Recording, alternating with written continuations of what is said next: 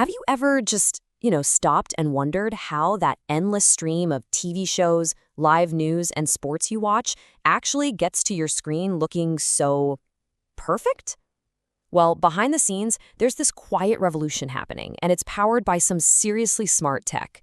Today, we are going to pull back the curtain on the AI that literally watches TV so you can. Okay, so let's just dive right into the heart of the problem. I mean, really think about it for a second. You've got hundreds of channels, all the streaming services, online feeds, all of it running nonstop. It is a literal tidal wave of content. So how on earth does any company keep track of it all, for quality, for legal compliance, and for what's actually in the content? And that right there, that brings us to the first massive hurdle, what we call the 24/7 content challenge. We're not talking about a library of videotapes anymore. Modern media is this constant, overwhelming fire hose, and every single second has to be accounted for. For a team of people, it's just an impossible task. So, where do you even begin? Well, before we get to all the cool, futuristic AI stuff, you have to build the foundation. And that foundation is all about just seeing every single second.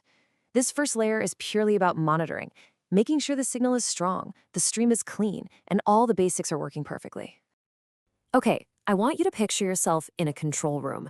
Your job is to make sure hundreds of channels are on the air without a single glitch. Can you physically watch every one of those screens at the same time? No way. A black screen, a frozen image, a drop in the audio, any one of those things could be missed in the blink of an eye. So, the answer is a tool called the multiviewer. And honestly, it's basically the mission control for a TV station. It takes dozens of those feeds and puts them all onto one giant screen. But here's the important part. It automatically flags the technical problems. It sees a lost signal, or when the captions disappear, or even those little digital markers that signal an ad break is coming. It gives the operators superhuman vision. All right, let's dial up the complexity. What if you're a big cable company? Now your job isn't just to send out a signal. You have to make sure that signal arrives perfectly in thousands, maybe millions of individual homes, all through their own little set-top boxes. How do you possibly check the quality at the very end of that line? Well, this is where it gets really clever. A system like Round Robin acts like an automated technician that never ever sleeps. It remotely controls a bunch of set-top boxes out in the network and just methodically channel surfs, just like you would at home. It checks every single channel, logs the quality, and builds this complete history of performance. It's proactive quality control on a massive scale. Okay, so once you can see everything, the next great leap is to understand everything. And this is where the AI comes in. This is where we move beyond just monitoring pixels on a screen to analyzing the actual content flowing through those pipes. Welcome to the intelligence layer.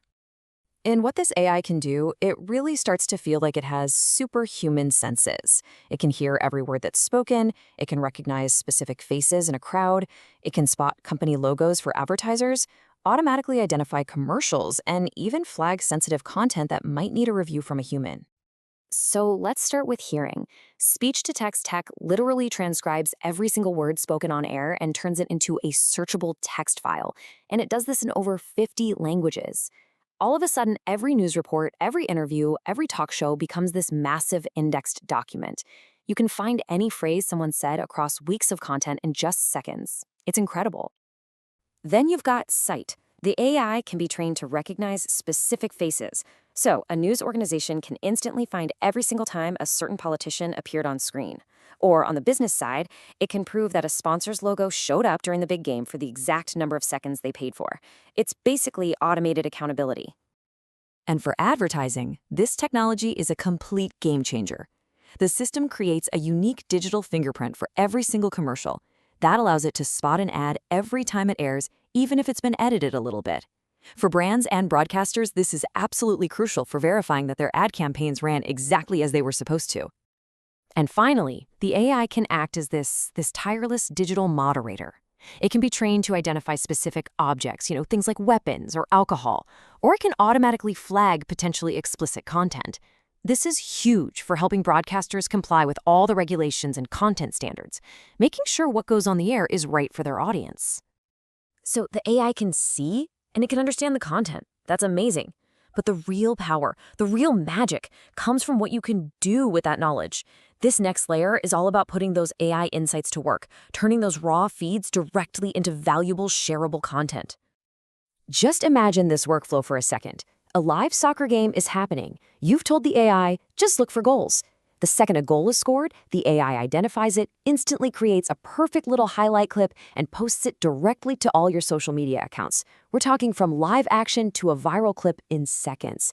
That's the speed of AI. But of course, automation doesn't replace human expertise entirely.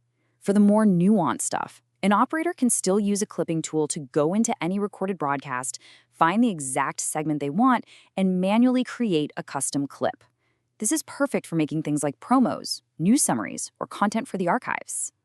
So you have all this recorded material, all this AI analysis, all these clips. Where does it all go? Well, it all feeds into this new kind of smart media library. And honestly, the best way to think about it is like giving your organization its own private ChatGPT for its entire video history. The official term for this is a Media Asset Management System, or a MAM, but really, it's the central brain that holds everything together. It takes in the raw video, it processes it with all those AI tools we just talked about, it stores everything securely, and, most importantly, it makes every single second of it super easy to find and reuse later.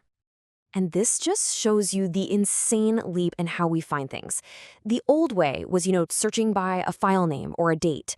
The new way is to just have a conversation with your archive. You can ask a really complex question like, show me all clips from last month where the CEO discussed quarterly earnings next to our company logo, and the system just understands you, and it finds it instantly. So how is that even possible, right? Well, it's this combination of really smart tech working together. AI-powered indexing automatically adds all this rich context. Something called vector databases organizes everything by its meaning, not just simple keywords. And then, by integrating large language models, the same tech behind ChatGPT, the system can understand what you're asking for in just plain, normal language. So this leaves us with a really fascinating thought to end on. It's clear this technology is changing broadcasting. But think bigger. As decades of news footage, interviews, and old documentaries all become part of these intelligent, conversational archives, what connections are we going to find? What forgotten stories, hidden in plain sight for years, will they finally be able to tell us?